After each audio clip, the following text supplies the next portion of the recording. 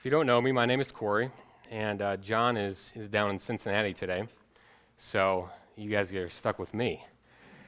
And I wanted to start off a little bit differently today, and I'm going to need some participation. I know no one wants to hear that. But what I want to do is for everyone, right where you are, in your seat, on the count of 3, to give your biggest, grandest, craziest smile that you can muster up. Okay? Something like this. Just craziest as you can. Okay? So 1, 2, 3. Okay? Okay, good. Now we're going to do the same thing again. Okay? This time I want you to hold it. Okay? Get that smile and then hold that smile. Okay? Count of 3. 1, 2, 3. Now turn and look at the person next to you.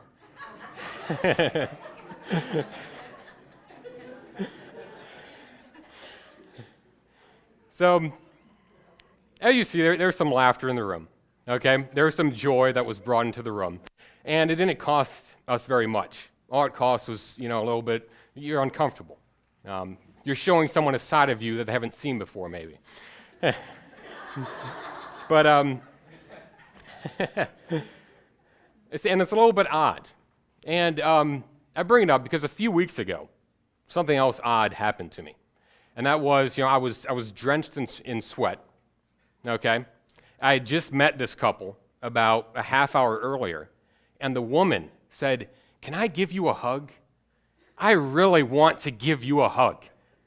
And she meant it. That happened to anybody else recently? Probably not, yeah.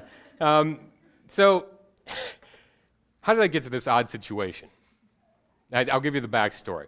What happened is that someone from the Monday night small group passed out a flyer to these people's house that said that they were willing to do free service for them. And I got the call, that they got a response from someone, so I went and I mowed these people's lawn. I mowed their lawn, and then I got to sit down with them. I got to talk to them. I got to learn about who they were, about their kids, about their grandkids, about their great-grandkids. I got to learn about the neighborhood that we live in. I got to talk about Jesus. I got to talk about Grandview Christian Assembly. And at the end of all that, I could see the joy in the woman's eyes as she said, "Can I please give you a hug?" This is the kind of stuff that happens when people encounter the love of Christ in a tangible way. You get these kind of responses you don't see every day. And let's face it, we live in a world where there's people all around us, people surrounding us who have not had a sensory experience of the love of Christ. They could have gone years and years, and the love of Christ has never reached out and touched them. Yeah, they could have heard about him, but they've never experienced it. We walk in and out of these people every day. They're all around us. And it doesn't cost too much to bring them that love of Christ. It doesn't cost very much. All it cost me was to get up off my couch and mow a lawn. And this is why today we're talking about servant outreach. Because servant outreach uses these simple acts of kindness as a way to share the gospel and manifest the glory of God. Simple acts of kindness to share the gospel and manifest the glory of God. So what I want you to do is to turn to John chapter 2. And in John chapter 2, what we're going to look at is what Jesus knew about servant evangelism, servant outreach, and how he responded to it. So the Gospel of John, chapter 2, verse 1. This is what it says. It says, "On the 3rd day, there was a wedding at Cana in Galilee, and the mother of Jesus was there. Jesus also was invited to the wedding with his disciples. When the wine ran out, the mother of Jesus said to him, 'They have no wine.' And Jesus said to her, 'Woman, What does this have to do with me? My hour has not yet come."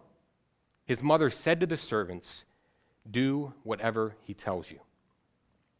All right, so to set the scene here, we're at a wedding, okay? A place that's supposed to be overflowing with joy and happiness, supposed to be a good time. And there's a problem. The wine has just run out. And Mary comes to Jesus. She says, "They have no wine."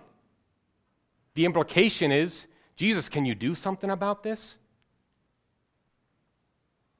And then Jesus responds, and it gets a little bit confusing. Because Jesus says, "What does this have to do with me? My hour has not yet come." And is Jesus being rude to his mother? Why doesn't he just do what she's asking him? Why doesn't he fix the problem? What is he talking about when he says, "My hour is not yet come"? And when you look at those words that he uses, and you look at what happens after it, you can see that Jesus is obviously not talking about turning the water into wine, because his hour has come for that. Jesus, if his hour had not come to make more wine, he would not say, "My hour has not yet come." So what is he talking about? Any other time that Jesus uses this phrase in John, "my hour, my time," he's talking about his death. So when Mary comes to him and starts talking about this physical lack of wine, Jesus responds and starts talking about his death. Why?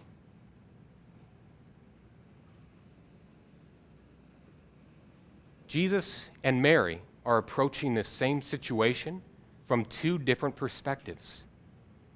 Mary looks at this situation and sees a physical lack of wine. Jesus looks at the same situation and he sees something else. He sees this lack of wine as symbolic for the state of the world. A world that is constantly running out of wine, where the good things always come to an end. No matter how good they are, how big, how grand, the good runs out. The joy runs out. And Jesus knows that there's only one solution to that. There's only one way to bring lasting joy into this world, and that's for him to die, for him to shed his blood, and tell us to remember that shedding of blood by what? Bread and wine. But when you look at the situation, you can sympathize with Mary, right? The wine has just run out. This could be pretty devastating, and be easy to that be your only focus here, as let's just fix this problem in front of us. I know this because I got married once, and I had a wedding, and my wife's over there, and at our wedding, we thought everything was good. We thought everything was great. We got done with the ceremony. We went out. We started taking pictures, having a good time. And while we were having a good time, we had no idea that all of the appetizers, this huge spread of appetizers that we had set out, had run out. And Allison's mom had to go to the coordinator and say, "They have no more crackers. The cheese has run out. What are we going to do?" And one of my aunts, I guess, was even banging on the table. "We want food. We want food." So it was a pretty embarrassing situation. So Allison's mom, said, "Do you have anything? Do you have anything for us to set out here?" And they found some chicken fingers, I think, set those out. Those were gone. So we underestimated how hungry people were going to be. And it was embarrassing. But it's still just on that physical level, on the problem that there's a physical need that needs met. How can we meet that? And when we look around at the world, we could see a lot of needs out there, a lot of physical needs. And it is easy to fall into the mindset of we just need to fix these physical needs. And our whole focus, our whole priority becomes getting the wine back, getting the good stuff back, fixing all these holes. And we can forget that there's only one true solution to the wine running out, to the good running out. The only solution that is truly going to have a lasting impact is Jesus Christ. And that's why we say that servant outreach is intentionally evangelistic in nature. We don't go out there to solve the needs of the world. If we want to do that, we probably wouldn't be doing a free car wash. We wouldn't be handing out bottles of water. We go out there in order that people might have an encounter with the love and the grace of Jesus Christ, that they might be able to meet the one person who can truly save them, who can truly give them a wine that will not run out, a goodness, a joy in their life that will withstand everything else. The goal is to move from Mary's perspective to Jesus' perspective. And I don't say that to mean that we do not go out there and meet physical needs where we can.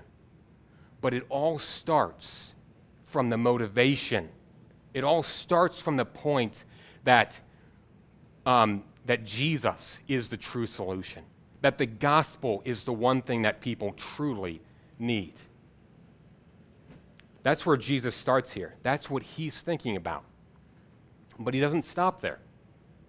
He doesn't stop there and say, my hour, my death is the only thing that's going to fix this, so I'm done. No, he does something about it.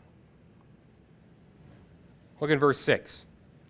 It says, now there were 6 stone water jars there for the Jewish rites of purification, each holding 20 or 30 gallons.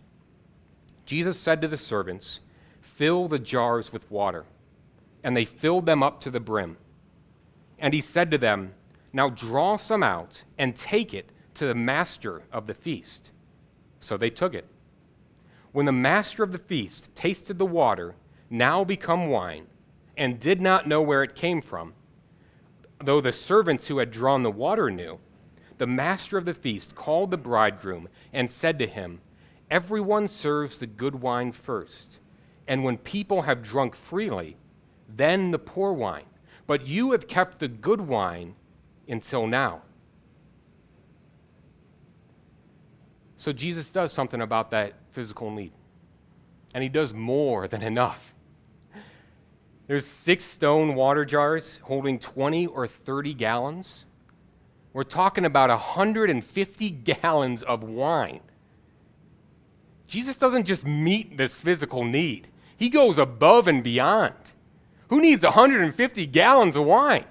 And it's not only, this cheap wine. It says it's good wine. The master of the feast. This is what we would call the master of ceremonies. The guy who is supposed to ensure that everybody has a good time. If people aren't having fun, this guy's not doing his job right. So he probably was very well acquainted with wine. And he says, this is good. This is good wine. You waited until now to serve the good wine? He says nobody else does it that way. The implication being that the best wine that the bridegroom has to offer, it's not as good as this. It's not as good as the wine that Jesus provides. An overabundance of good wine. And yet, in the midst of all of that, we see that Jesus is not controlled by getting certain responses from people. He doesn't look at the situation and see, hey, no one even knows it was me. Almost no one knows. It says the servants knew, but everybody else at that party benefits from the wine that Jesus gave, but doesn't even know where it came from. And Jesus could look at that and be like, well, what's the point? Nobody even knows it came from me. Why do it? He's not controlled by that, though. He benefits as many people as he can, abundantly. And this is the God that we serve. The God that we serve gives us an abundance of the best stuff there is. Paul says that where sin abounded, grace abounded all the more. David says that in his presence there is fullness of joy. At his right hand there are pleasures forevermore. The God that we serve gives and gives and gives the best kind of stuff there is available. And when I was reading through this, it reminded me of this story I heard once. I can't remember where the story's from, so credits to somebody else. I don't know who. But it was a story about this family. Okay, this family was a poor family, and the father worked as hard as he could. You know, he worked and worked and worked to provide for his family, and he was able to provide. He got shelter for them, he got food for them, but there wasn't much beyond that he could do. So the kids, you know, being kids, they always, you know, longed and waited for their cool, interesting uncle to come to town.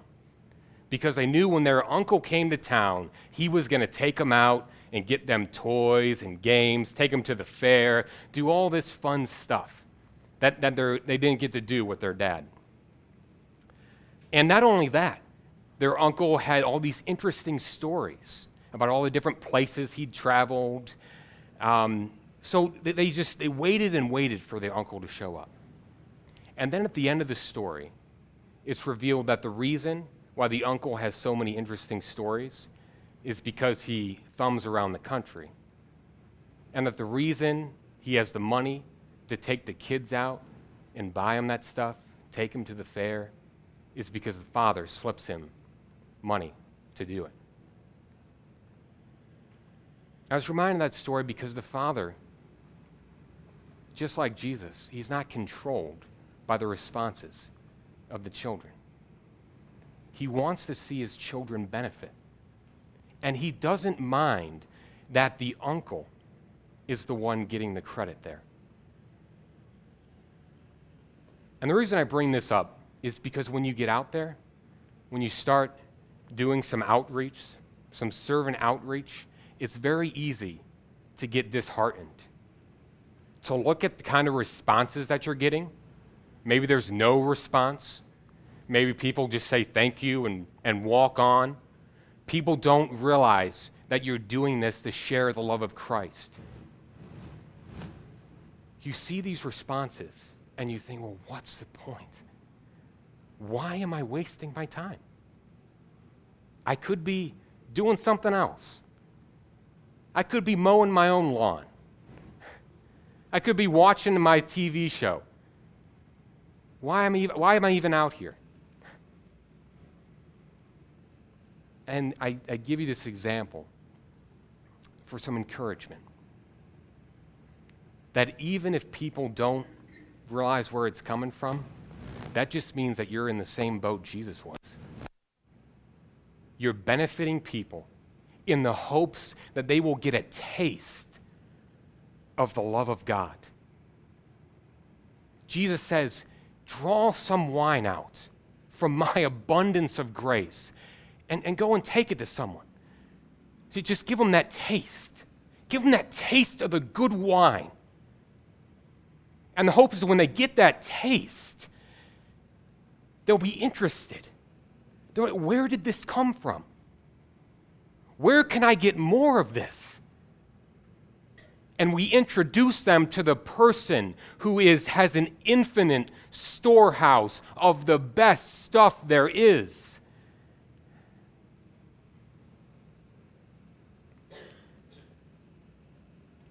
So we benefit as many people as possible, and then we trust in the Lord to act, to move in people's hearts, to get them asking those questions. Why are you doing this? And then finally, we see in verse 11 that Jesus' chief end in all of this is to manifest his glory. It says in verse 11, this, the first of his signs, Jesus did at Cana in Galilee and manifested his glory, and his disciples believed in him. And with what I just said, it might seem like Jesus even goes out of his way not to manifest his glory. He doesn't tell anyone that he was the one that did it. He doesn't stand up and say, you're all enjoying wine from me. Here's now a sermon, or something like that. It seems like he goes out of his way not to manifest his glory. But the very act of him not trying to show off is what makes this whole scene that much more glorious. And it's why his disciples believe in him.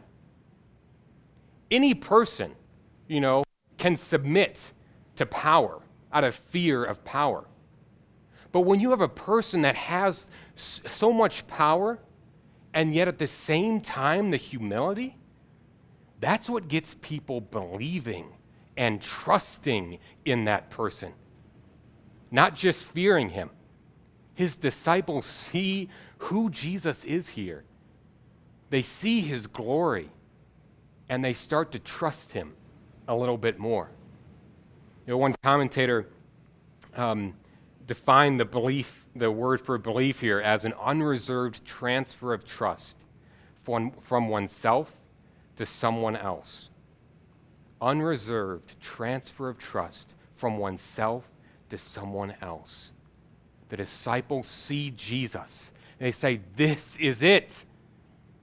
This is it. This is the guy. This is someone that I can trust. Finally, someone that has it. You get glory and you get belief. And I wanted to take this opportunity to bring up, something similar. When we talk about servant outreach, there are other things that are similar to that. And one is it's secular ideas, that is. One is the pay it forward idea. Okay, made popular by the movie, where if it all starts with one person, and he does 3 nice things. He meets 3 needs of 3 people, and then he tells them, now go and pay it forward. Do 3 things to 3 other people. So you get this multiplication effect. And the tagline of the movie is it possible for one idea to change the world? And it's a good movie. I just watched it this week. It's a good movie. And I'm not saying this is a bad movement or a bad idea at all. Okay? I think the question that we have to consider is, are we at least doing this? And then what more are we doing than this? And one thing I noticed in the movie is that one of the characters just comes out straight out and says it. He says that this idea is dependent on a deep faith in the goodness of humans. That's what's going to carry it. You need a faith in the goodness of human beings. And that right there, I see as an issue. Because human beings are going to let you down. If you just go down several verses, in John chapter 2, it says that Jesus did not entrust himself to the people because he knew what was in man. He did not trust people.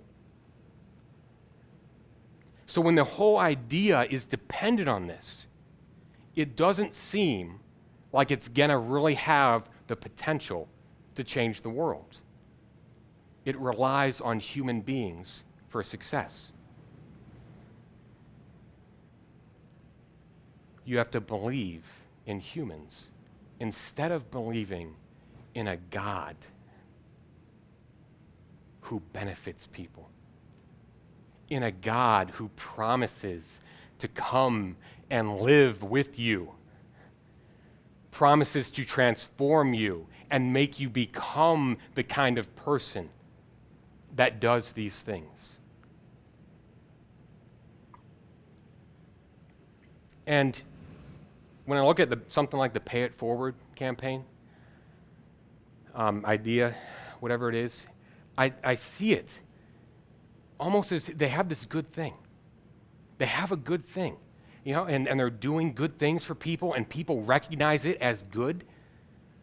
But they're kind of like the master of the feast, who, this is good, but he doesn't know where it came from.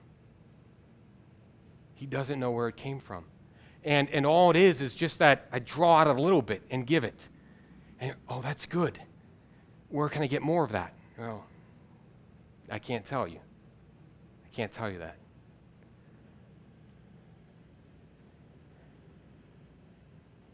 And I'll bring this up because servant outreach, I think a lot of the time, if not all of the time, benefits the people doing it just as much, if not more so, than the people receiving the good acts. When you go out and you start doing things like this, you start to see the glory of God. You see Jesus manifest his glory. When you see faces on these people light up when they encounter the love of Christ, when you see how transformative the love and grace of Christ is, you will start to believe in him more. You will start to transfer some of that trust that you have for yourself over to him. And I think of, a verse that Paul writes in Romans when he says, I'm not ashamed of the gospel because it is the power of God for salvation to all who believe. I think of him writing that, and I think of all the faces of the people that had to just flash through his mind as he was writing that. He saw all these people experience the power of the gospel. And he writes down, I'm not ashamed. And all these faces, he just are running through his head because it is the power of God for salvation to all who believe. And how much more meaningful it is to him writing that, to someone reading it who's never actually seen the power of God work, who's never actually seen the love of Christ reach out and touch someone. The trust has to be a lot different there between those two types of people. So I ask you, do you want to see the glory of God? Do you want to see the glory of God? Do you want to share the love and grace of Christ with people? Because we set up something for you. We got a car wash right after the service.